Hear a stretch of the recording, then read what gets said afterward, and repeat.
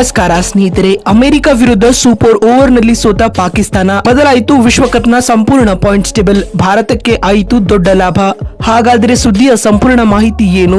ಅಷ್ಟಕ್ಕೂ ಯುಎಸ್ಎ ವಿರುದ್ಧ super over ನಲ್ಲಿ ಪಾಕ್ ಸೋತ ಬಳಿಕ ಬಿಡುಗಡೆಯಾಗಿರುವ T20 ವಿಶ್ವಕಪ್ನ ಹೊಸ ಲೇಟೆಸ್ಟ್ ಪಾಯಿಂಟ್ಸ್ ಟೇಬಲ್ ಪಟ್ಟಿ ಯಾವ ರೀತಿಯಾಗಿದೆ ಗೊತ್ತಾ? ಹೀಗೆ ಇದರೆಲ್ಲದರ ಬಗ್ಗೆ ಇವತ್ತಿನ ಈ ಒಂದು ವಿಡಿಯೋದಲ್ಲಿ ತಿಳಿಸ್ಕೊಡ್ತಾ ಹೋಗ್ತೀನಿ.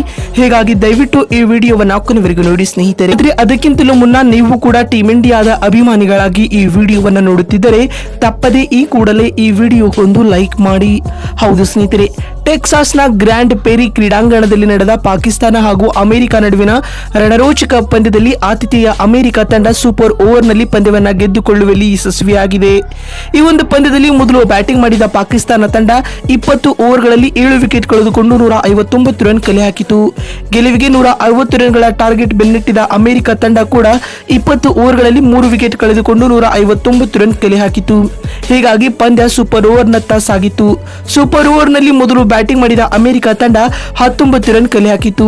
ಈ ಗುರಿಯನ್ನ ಬೆನ್ನಟ್ಟಿದ ಪಾಕಿಸ್ತಾನ ತಂಡ 1 ವಿಕೆಟ್ ಕಳೆದುಕೊಂಡು 13 ರನ್ ಗಳಿಸಲಷ್ಟೇ ಶಕ್ತವಾಗಿ 5 ರನ್ಗಳಿಂದ ಹೀನಾಯವಾಗಿ ಸೋಲೊಪ್ಪಿಕೊಂಡಿತು. ಇದರೊಂದಿಗೆ ಈ ಪಂದ್ಯದ ಮುಕ್ತಾಯದ ಬಳಿಕ ಇದೀಗ T20 ವಿಶ್ವಕಪ್ ಅಂಕಪಟ್ಟಿಯಲ್ಲಿ ಮಹತ್ವದ ಬದಲಾವಣೆಗಳಾಗಿವೆ.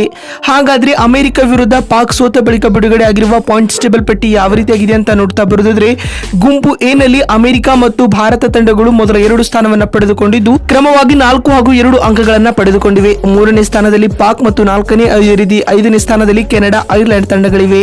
ಇನ್ನು ಗುಂಪು ಬಿ ನ ವಿಚಾರವಾಗಿ ಮಾತನಾಡುತ್ತಾ ಬರುವುದಾದ್ರೆ, ಮೊದಲ ಸ್ಥಾನದಲ್ಲಿ ಸ್ಕಾಟ್ಲೆಂಡ್ ತಂಡವಿದ್ದು 2ನೇ ಸ್ಥಾನದಲ್ಲಿ ಆಸ್ಟ್ರೇಲಿಯಾ ಮತ್ತು 3ನೇ ಸ್ಥಾನದಲ್ಲಿ ನಮೀಬಿಯಾ ತಂಡಗಳಿದ್ದು 5ನೇ ಮತ್ತು 4ನೇ ಸ್ಥಾನದಲ್ಲಿ ಕ್ರಮವಾಗಿ ಒಮಾನ್ ಮತ್ತು ಇಂಗ್ಲೆಂಡ್ ತಂಡಗಳಿವೆ ಸ್ನೇಹಿತರೆ. ಇನ್ನು ಗುಂಪು ಸಿ ನ ಬಗ್ಗೆ ಮಾತನಾಡುವುದಾದರೆ, ಮೊದಲ 2 ಸ್ಥಾನಗಳಲ್ಲಿ ಅಫ್ಘಾನಿಸ್ತಾನ, ವೆಸ್ಟ್ ಇಂಡೀಸ್ ತಂಡಗಳಿದ್ದು ತಲಾ 1 ಪಂದ್ಯದಿಂದ 2 ಅಂಕಗಳನ್ನು ಪಡೆದುಕೊಂಡು ಟಾಪ್ 2 ನಲ್ಲಿ ಗುರುತಿಸಿಕೊಂಡಿವೆ. ಮತ್ತು 3ನೇ ಹಾಗೂ 4ನೇ ಸ್ಥಾನದಲ್ಲಿ ಉಗಾಂಡ, ಪಪುವಾ ನ್ಯೂಗಿನಿ ತಂಡಗಳಿದ್ದು ಉಗಾಂಡ 2 ಪಂದ್ಯಗಳಿಂದ 2 ಅಂಕಗಳನ್ನು ಕಲೆ ಹಾಕಿದರೆ ಪಪುವಾ ನ್ಯೂಗಿನಿ 2 ಪಂದ್ಯಗಳನ್ನು ಆಡಿ 2 ಪಂದ್ಯಗಳನ್ನು ಸೋತಿದೆ. ನ್ಯೂಜಿಲೆಂಡ್ 5ನೇ ಸ್ಥಾನದಲ್ಲಿದೆ.